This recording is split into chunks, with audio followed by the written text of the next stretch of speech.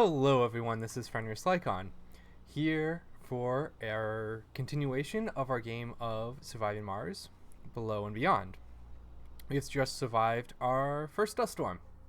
It kind of kicked us a little bit. Our infirmary is not working. We should definitely prioritize that. We have crazy people and very sick people. We ran out of oxygen, actually. Part of that was from... And we're producing enough now, but part of that was because we got hit by a whole bunch of asteroids. So we should probably increase our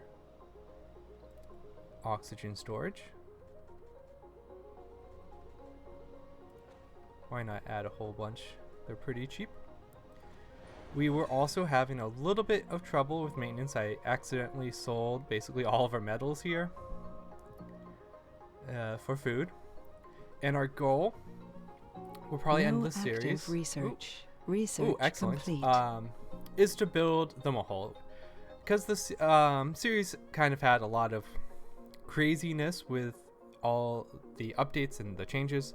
It doesn't feel kind of like a complete run. I feel like a mole is a good ending. Once you get that, you can kind of say that the colony will be pretty successful. I think I'll do supportive communities. We're still having problems with sanities with the disaster and kind of all the deaths, so that probably wouldn't hurt.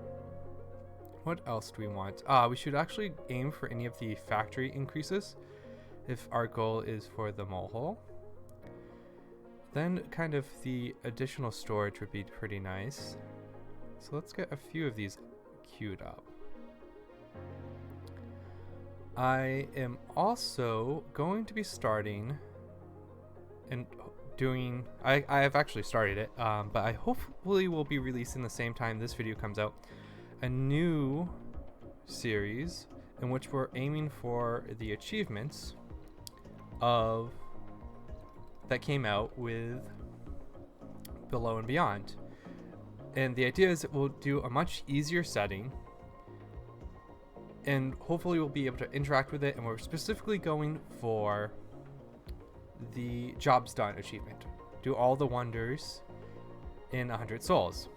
You're like, well, we're never going to be able to do that in one of these harder difficulty ones. So, we're already 238, and we haven't even found all of them. So, yeah, we're having a little bit of trouble after that dust storm, but I think once people recover in the medical bay, we should be better, and then they can start working the other service buildings. Yes, we won't be producing machine parts. We'll also bring more metals over. I was doing that manually.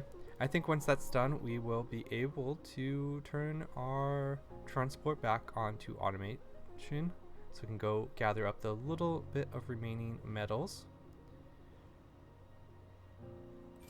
Ooh, it looks like we had another Mars quake. Now, we also want to see a cold wave. Let's go underground and see where that hit and see how we're doing. Right next to where we're mining out. And I guess to kind of promote the other series is, I think I mentioned this in the last episode, but we're going to be doing Brazil. I think the idea is we'll put a whole bunch of the those rare waste rock into rare metals down here, and that'll be mostly our presence down here, and as we're just generating so much, but we won't have the plate tectonics rule turned on, so maybe it won't be as powerful. But I definitely know as Brazil, you're always kind of looking for waste rocks, which is a little bit different. I think you're the only one down. We did have to abandon. We do have quite a bit of supplies down here. But our elevator is completely destroyed.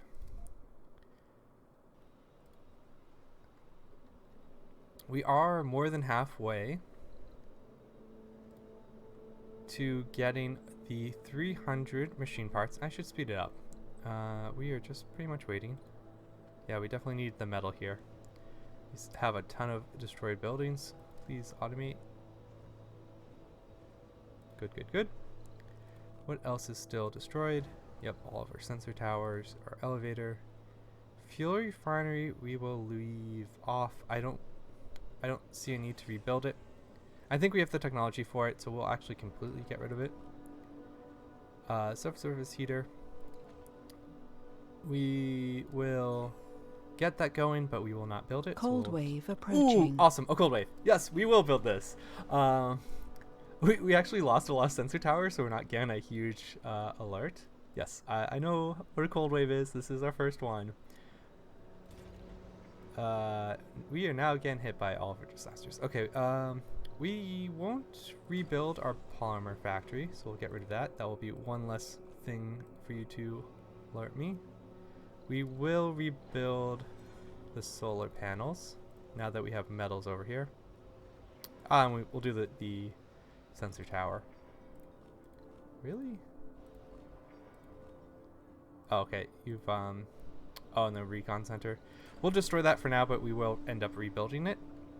Maybe, actually, if we're just doing the mole, I think we probably won't. We also want to increase the service range of this.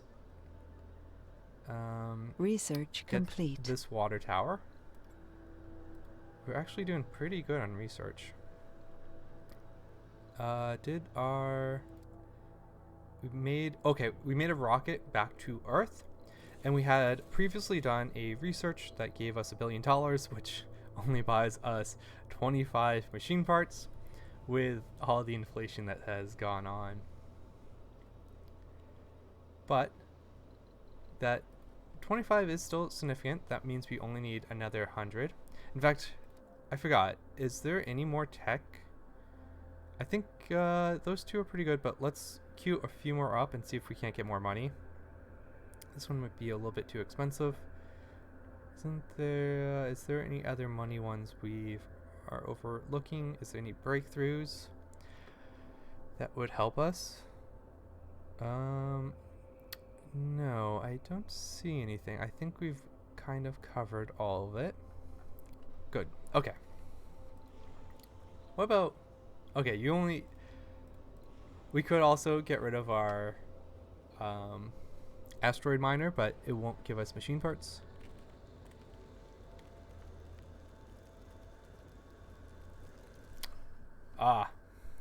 No! Okay. Dome heating. Our first event with our cold wave. So, a blanket-clad colonist hands you a report, shivering from the cold. It is as you feared. All of the dome heaters have failed. A power surge has caused a massive failure in the heating systems of the dome Juno. Using backup heaters, we can keep everyone warm enough, but the dome's power consumption will increase by 200%. The cold wave will persist for several sols. If the power supply fails, many colonists will freeze to death. So we can replace the dome's heaters for 15 machine parts. That's a little unfortunate because we really want those machine parts. Our other option is we can build more infrastructure. Wait, if it increases by 200%, but it's covered by the subsurface heater, will it actually increase? The answer looks to be no. What's generally these very microdome doesn't require a lot of power. Oh no, it did increase. It's just the microdome only uses like 5 power, which is part of the reason it's very nice. We now have a very, very, very long cold wave for our first one. Our power at night is not good. Will the batteries hold? I think it's fine. We need more power though. We do need more power. We did not turn our fuel refinery on. Is there anything we can turn off? So I think I know. Well, okay. We saved like 15 machine parts, so we'll invest that into additional windmills. I think we build a few more solar panels. We'll build them over on this side.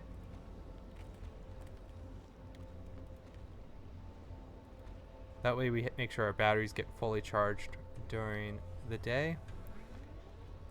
We want to make sure we upgrade our wind turbines.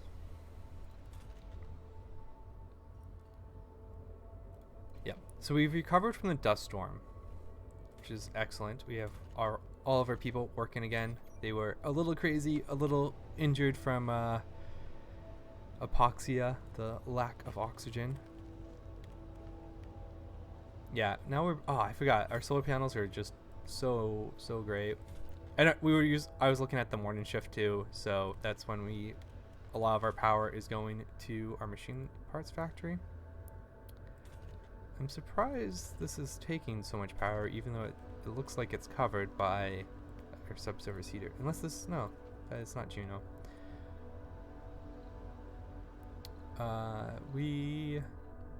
Oh, nice. They're offering a lot of food for metals, which is what we eventually want to be doing once we get the Mohole. We'll turn these extractors off for now. And our solar panel.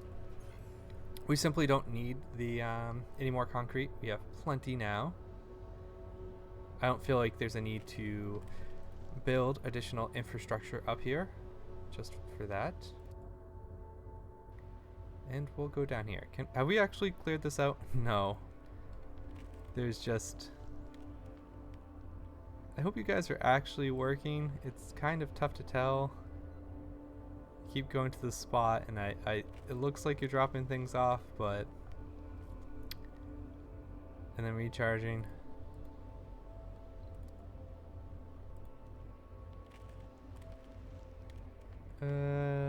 It's very hard to tell,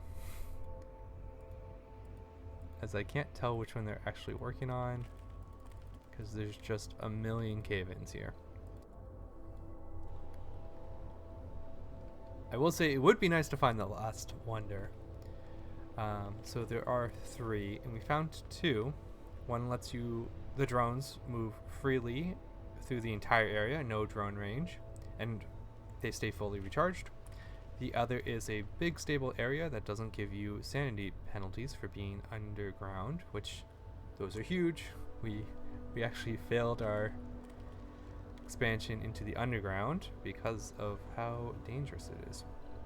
Let's actually get these drones back to the drone hub. Has kind of a better range. And we're almost through the cold wave. I will say, I've adjusted my settings. I've been able to, part of the other series, I've been playing around a lot with the settings for the recording. Part of that's the audio and stuff. So hopefully, I still sound pretty good. I did end up getting it so I can split the audio into different tracks, so if I do have problems like I had in the beginning of this series, I should be able to edit them and be able to be heard. I will say, making a video, the sound has always been like the hardest part of doing any of these series. Oddly, I can't imagine trying to do this for like an MSR where it's mostly videos where you're mostly just doing sound effects for people. Alright. We're stable on power.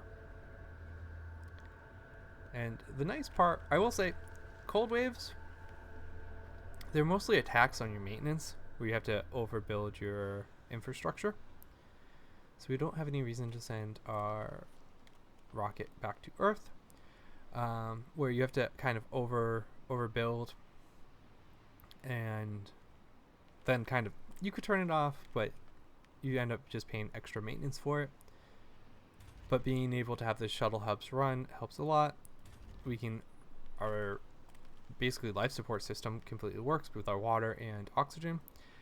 So I find cold waves to be just something that like slows you down.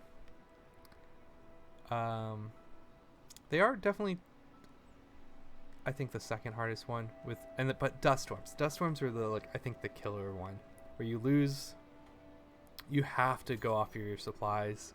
You have to make sure you store enough, which is another I guess that's another infrastructure increase, but at least when you have that, if say something gets hit with a meteor, it kind of doubles up. And also slows you down too, because you don't want to expand with new domes if you have a nice long dust storm where you're a little bit worried. So, but that said, I think I prefer, if I had to choose one, I prefer dust storms over cold waves. And I think that's because I mostly try to be pretty close on power balance. I will say I overbuild a little bit, but especially now, but at least in the beginning. And cold waves definitely disrupt that.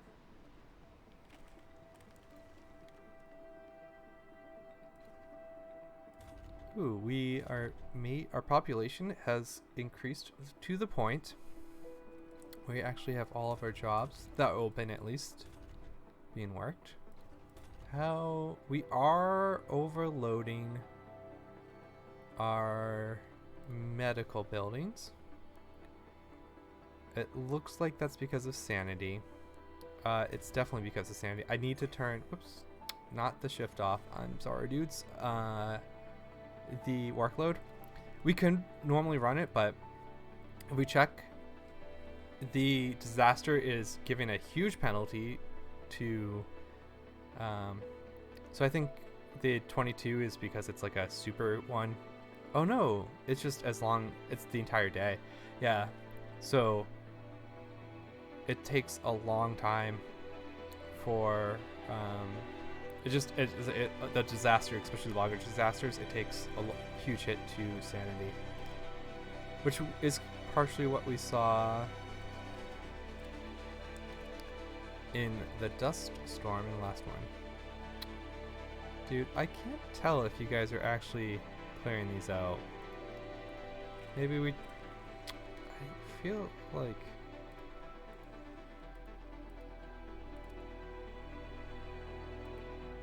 okay, you guys are working now for sure.